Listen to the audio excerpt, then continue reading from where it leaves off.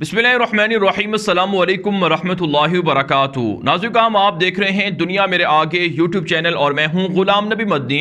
आज 6 जुलाई 2021 है और आज दिन है मंगल का, जबकि इस्लामी तारीख़ आज 25 ज़ुल्क़ादा 1442 हिजरी है।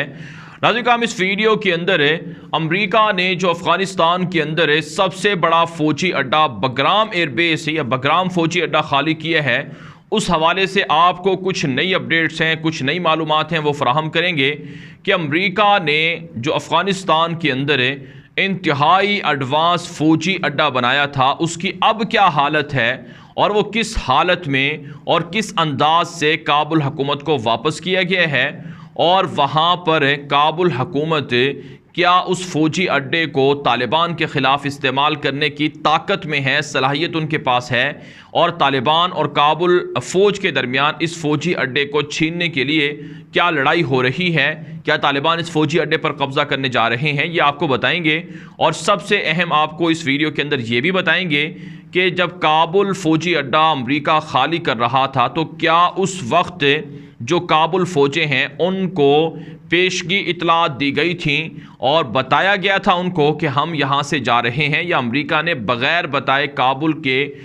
जो अफ़गानिस्तान के अंदर सबसे बड़ा फ़ौजी अड्डा बगराम था उसे खाली किया है, ये भी आपके सामने रखेंगे। और इसी तरह से नाज़रीन काम आपको बताएंगे कि अमरीका की मदद करने वाले काबुल फ़ौजियों को अमरीका ने वीज़े देने से इनकार कर दिया है। ना सिर्फ फ़ौजियों को वीज़े देने से इनकार किया है, बल्कि जो सिविलियन थे, जो अमरीका की ग़ुलामी करते रहे, मुलाज़मतें करते रहे अमरीकियों के पास, उन्हें भी अमरीका ने वीज़े देने से इनकार किया है। ये वीज़े देने से इनकार क्यों किया है और अमरीका क्यों अफ़गानियों को वीज़े नहीं दे रहा है, ये भी आपको इस वीडियो में बताएंगे। और इसी तरह से सबसे अहम आपको जो साबिक़ अफ़गानिस्तान के सदर थे काबुल हुकूमत की जानिब से, हामिद करज़ई, उनका BBC को एक इंटरव्यू सामने आया है जिसमें अमरीका को उन्होंने गालियां दी हैं, लान तान की है, वो भी आपको इस वीडियो के अंदर बताएंगे। लेकिन आगे बढ़ने से पहले इस वीडियो को लाइक कर लें, दोस्तों के साथ शेयर कर लें, अपनी राय कमेंट के ज़रिए से लाजमी हम तक पहुंचाया करें। और अगर आपने अभी तक हमारे ट्विटर अकाउंट ग़ुलाम नबी मदनी को फॉलो नहीं कर रखा, उसे भी फॉलो कर लें। जी हाँ नाज़रीन काम, ये बात साबित हो चुकी है कि 20 साल तक अफ़गानिस्तान के अंदर अमरीका रहने के बावजूद भी अफ़गानियों के लिए एक तरह से दोस्त नहीं बन सका है, उनका इत्तेहादी नहीं बन सका है, बिलखुसूस काबुल हुकूमत के लिए, जिसको बचाने के लिए या जिसको लाने के लिए अमरीका ने तालिबान से 20 साल तक जंग की है। नाज़रीन काम, अशरफ गनी हो या हामिद करज़ई हो, इन्होंने पिछले 20 साल तक अमरीका की ग़ुलामी की है, अमरीका की हर बात मानी है, अमरीका की हाँ में हाँ की है, लेकिन अमरीका ने इनके साथ बहुत भयानक सलूक किया है। जिस तरह से ग़ुलामों के साथ सलूक होता है, वैसा सलूक अमरीका ने अशरफ गनी, हामिद करज़ई और काबुल हुकूमत और उनके फ़ौजियों के साथ किया है। नाज़रीन काम, ये बात इसमें मुबालगा अमेज़ी नहीं है, बल्कि ये मुबालगे से खाली बात है। ये हक़ाइक़ हैं, फैक्ट्स हैं, जो एक्चुअल सिचुएशन है वो आपके सामने रखने जा रहे हैं। और ये बात मैं अपनी तरफ से नहीं कर रहा हूँ, बल्कि मेरे सामने इस वक्त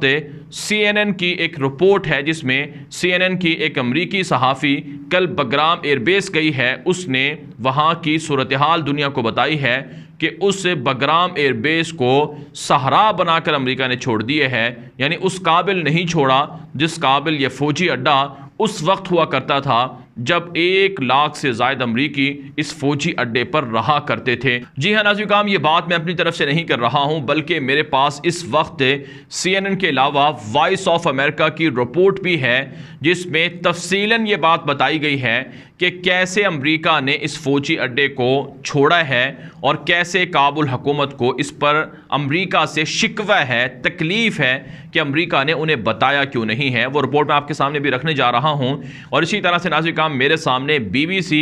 का और इसी तरह से वॉल स्ट्रीट जर्नल और अमरीका के दीगर ज़राए की भी कुछ रिपोर्ट्स हैं जिनकी वजह से मैं आपके सामने ये हक़ाइक़ रखने जा रहा हूँ, ताकि आपको अंदाज़ा हो सके कि ये मुबालगा नहीं है बल्कि हक़ाइक़ हैं। जी हाँ नाज़रीन काम, बात कर लेते हैं सबसे पहले वॉइस ऑफ अमेरिका के अंदर जो ताज़ा रिपोर्ट नशर हुई है। इस रिपोर्ट के अंदर तफसीलन बताया गया है कि बगराम फ़ौजी अड्डे को अमरीका ने कैसे खाली किया है। इस हवाले से नाज़रीन काम कहा गया है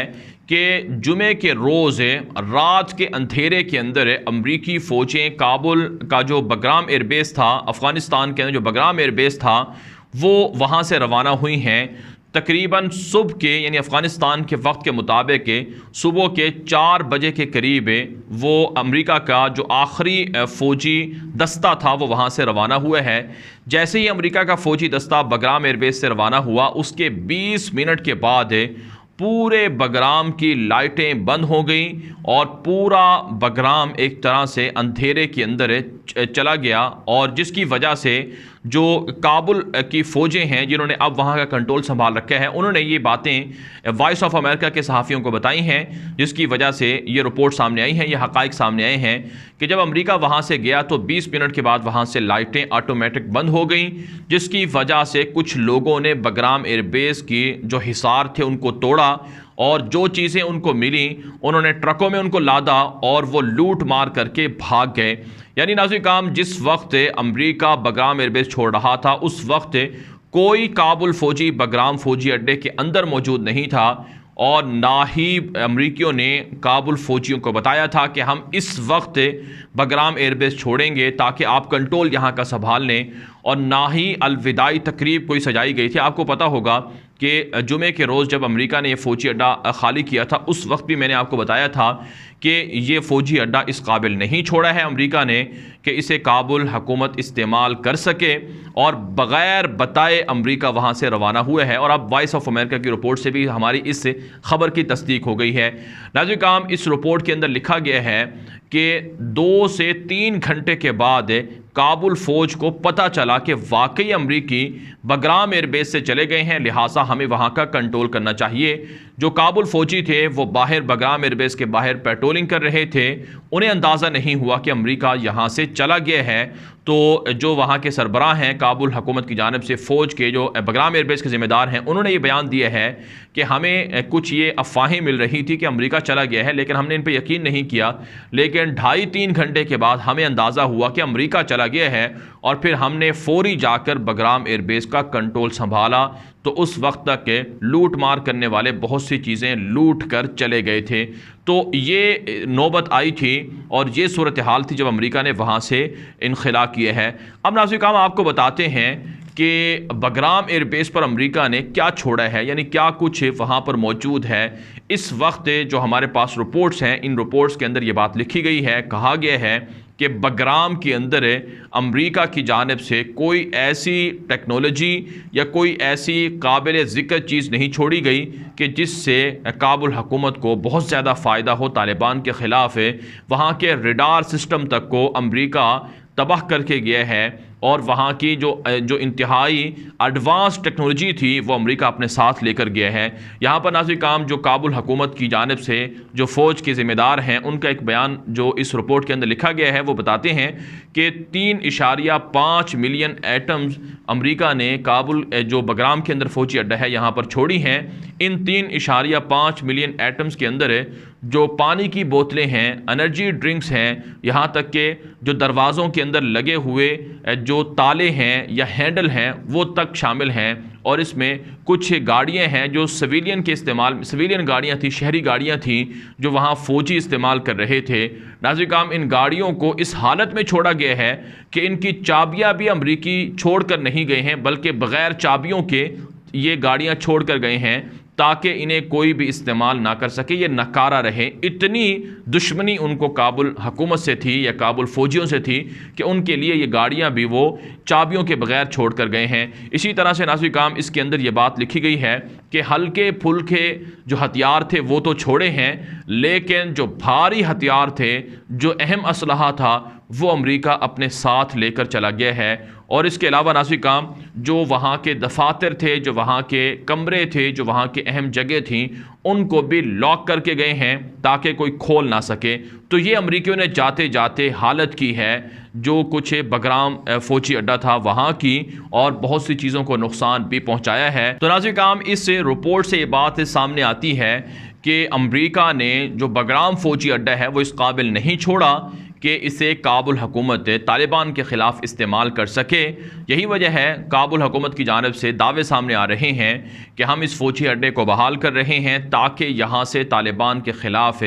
ज़्यादा से ज़्यादा एक्टिव ऑपरेशन किया जा सके और तालिबान को इस फ़ौजी अड्डे के ज़रिए से नुकसान पहुँचाया जा सके। नाज़रीन काम कहा जाता है कि ये काबुल से तकरीबन 60 से 70 किलोमीटर के फ़ासले पर वाक़ है और ये एक तरह से मिनी सिटी था, छोटा शहर था जो अमरीकियों ने बसाया हुआ था। लेकिन इस वक्त ये सहरा है, महज सहरा है और ये इस काबिल नहीं है कि जिससे तालिबान को कोई ज़्यादा नुकसान पहुंचाया जा सके। लेकिन बहरहाल नाज़रीन काम चूँकि इसकी स्ट्रेटजिक अहमियत है, वैल्यू है, इस वजह से यहाँ पर तालिबान और काबुल हुकूमत के दरमियान, काबुल फ़ौजों के दरमियान लड़ाई और झड़पों की इतलात भी सामने आ रही हैं। जो रिपोर्ट सामने आ रही हैं कि अफ़गान तालिबान चाहते हैं कि इस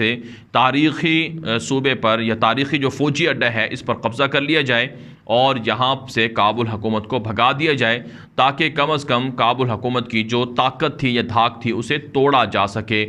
तो ये सूरत हाल है जो बगराम फ़ौजी अड्डा है इसकी। जबकि नाज़रीन काम जो अब हम आपके सामने हक़ाइक़ रखते हैं कि अमरीका ने अफ़गानिस्तान की काबुल हुकूमत के लोगों के साथ कितनी बड़ी दुश्मनी शुरू कर रखी है कि अमरीकी सदर जो बाइडन ने चंद दिन पहले उनका एक वीडियो क्लिप सामने आया था कि उन्होंने अफ़गानिस्तान का नाम सुनना भी गवारा नहीं किया। अब ख़बर हमारे पास ये है कि अमरीका ने अफ़गान शहरियों को वीज़े देने से इनकार कर दिया है। जी हाँ नाज़रीन काम, वो अफ़गान शहरी, वो काबुल के लोग जिसमें बहुत से बड़ी तादाद में फ़ौजी हैं और इसी तरह से जो NDS के लोग हैं, जो जासूसी एजेंसी थी उसके लोग हैं, इन्होंने दरख्वास्तें दी थी अमरीका को। अशरफ गनी ने अमरीका का विज़िट किया, अमरीका को कहा कि हमारे शहरियों को पनाह दी जाए। लेकिन नाज़रीन काम ख़बर ये है कि अमरीका ने अफ़गानियों को यानी काबुल के वो लोग जो अमरीका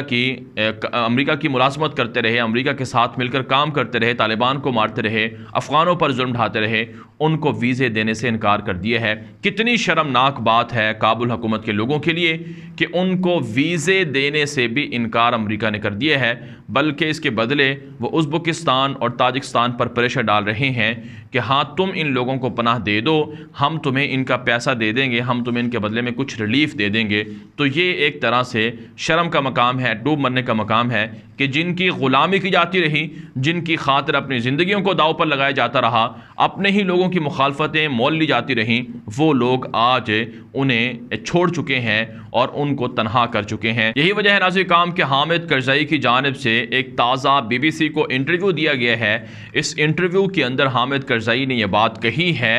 कि अमरीका ईमानदारी से, दयानतदारी से अफ़गानिस्तान के अंदर जंग नहीं लड़ा है, बल्कि उसने बददियानती की है, हमारे साथ धोखा किया है। लिहाजा हम अमरीका को कभी भी वेलकम बैक नहीं कहेंगे कि वो दोबारा आए और यहाँ आकर लड़ाई करे। तो 20 साल तक आप अमेरिका के बगल बच्चे बने रहे, आप अमेरिका की हिमायत में अपने ही लोगों पर जुल्म ढाते रहे, लेकिन 20 साल के बाद आपको ये बात समझ में आई है कि हाँ तालिबान ठीक कहा करते थे कि ये अमरीकी हमारे दुश्मन हैं, ये अफ़गानियों को आपस में लड़ाने के लिए हैं और ये लोग हमारे खैर खा नहीं हैं। तो अब जो हामिद करज़ई है वो भी ये बात तस्लीम कर रहा है। तो ये बात नाज़रीन काम हामिद करज़ई भी तस्लीम कर रहा है। बहरहाल नाज़रीन काम एक और जो ख़बर है अफ़गानिस्तान से मुताल्लिक़ वो ये सामने आ रही है, अमरीका के ज़राए अब्लाग़ पर यह ख़बर नशर हो रही है कि अमरीका ने जो इन्वेस्टमेंट की थी उस इन्वेस्टमेंट का फ़ायदा तालिबान को हो रहा है। ताजिकिस्तान और अफ़गानिस्तान के बॉर्डर पर अमरीका ने $40 मिलियन खर्च किए, जो एक बहुत बड़ी रकम है, ताकि वहाँ से तिजारत हो सके। लेकिन अमरीका की इस इन्वेस्टमेंट से फ़ायदा अब तालिबान उठा रहे हैं। तालिबान ने ताजिकिस्तान और अफ़गानिस्तान के बॉर्डर पर कब्ज़ा करके वहाँ पर जो कस्टम का रेवेन्यू है उसे हासिल करना शुरू कर दिया है, जिससे अमरीकियों को बहुत ज़्यादा तकलीफ़ हो रही है। लेकिन असली काम ये तो मुकाफ़ात अमल है और इस मुकाफ़ात अमल के अंदर यकीनन जो ज़ालिम थे उनको अब बदला तो चुकाना होगा और मज़लूमों को ज़रूर अब इंसाफ मिलने वाला है। यहाँ पर नाज़रीन काम एक और ख़बर का एक और जो बात है उसका जिक्र ज़रूरी है। एक अफ़गान सहाफ़ी हैं, उन्होंने एक ट्वीट की है कि जो अशरफ गनी ने दौरा किया था अमरीका का, इस दौरे के अंदर जो गाड़ियाँ इस्तेमाल की गई थीं वो गाड़ियाँ एक तरह से किराए की गाड़ियाँ थी और उनका किराया ओबर वगैरह को अभी तक अदा नहीं किया गया है। तो ये एक ट्वीट सामने आई थी। अगर ये बात सच्ची है तो यकीनन ये अशरफ गनी के लिए एक तरह से ज़िल्लत अमेज़ रुसवाई से कम बात नहीं है कि उसका वैसे तो आप जानते हैं कि उसका अफ़गानिस्तान के अंदर, अमेरिका के अंदर जब वो गए थे तो उनका वहाँ पर उस तरह से प्रोटोकॉल उनको नहीं दिया गया। कोई भी हकूमती शख्सियत या हकूमती एहलकार, कोई सेक्रेटरी हो, वो तक अशरफ गनी के इस्तकबाल के लिए मौजूद नहीं था। हालांकि कोई स्टेट का अगर जो सदर होता है, ज़िम्मेदार होता है, अगर वो अमेरिका जाए तो ये उसका प्रोटोकॉल में बात होती है कि उसके लिए कोई ना कोई हकूमती शख्सियत ज़रूर होती है, लेकिन अशरफ गनी के प्रोटोकॉल के लिए कोई भी शख्स नहीं था। और अब ख़बर यह है कि उनको किराए की गाड़ियों में वाइट हाउस तक ले जाया गया था और जो बाइडन ने ख़ुद जाकर उनका इस्तकबाल भी नहीं किया, बल्कि उनको ख़ुद अंदर एक आम मुलाजमा के ज़रिए से बुलवाया गया था। तो ये शर्मनाक बात है, ज़िल्लत अमेज़ रुसवाई है। भाला नाज़रीन काम इस वीडियो के हवाले से जो आपकी राय हो, अपनी राय कमेंट के ज़रिए से ज़रूर हम तक पहुँचाएँ। आज के लिए इतना ही, इजाज़त दीजिए। अल्लाह हाफ़िज़।